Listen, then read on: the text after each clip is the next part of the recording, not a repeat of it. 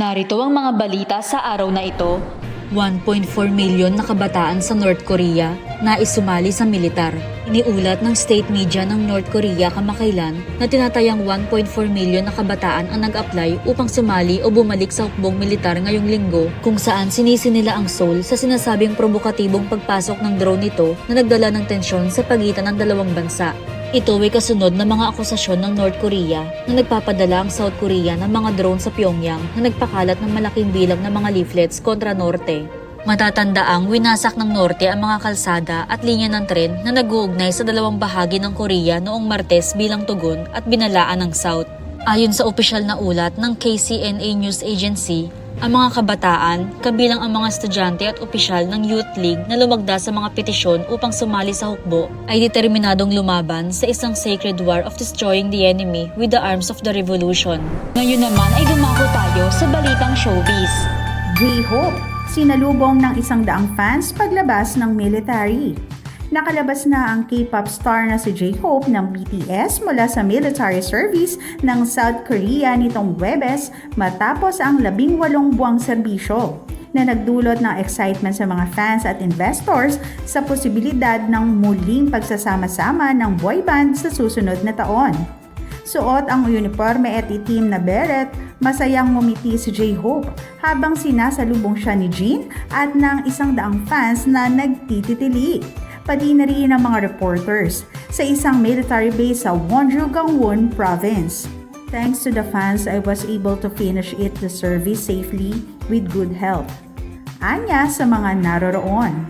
What I've felt for the past a year and a half is that a lot of soldiers are working hard, dedicating themselves and doing so much to protect the country. Dagdag pa niya. Ang South Korea ay nangangailangan ng lahat ng kalalakihan na may kakayahan mula edad 18 hanggang 28 na maglingkod ng 18 hanggang 21 buwan sa military o social service. Ngunit binago ang batas na ito noong 2020 para payagan ng mga globally recognized K-pop stars na ipagpaliban ang kanilang serbisyo hanggang sa edad 30. Ang BTS ay nasa ika-41 pwesto sa listahan ng best-selling artists of all time ayon sa Chartmaster na pinangungunahan ng The Beatles. At narito naman ang mga balita sa ating bansa. Marcos Robredo nagkita sa Sorsogon.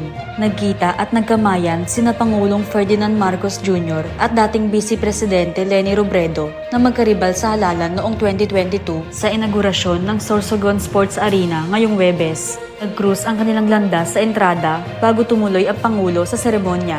Sa isang maikling video, makikitang binati ni Marcos si dating Senador Bam Aquino at pagkatapos ay si Robredo.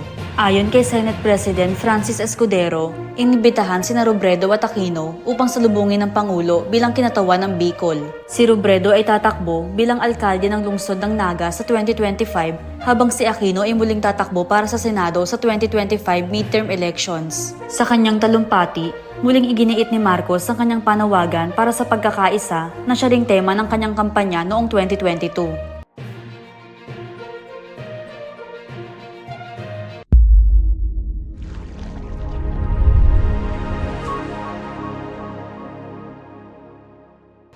Ako si Jenny Rose Albason, nag-uulat.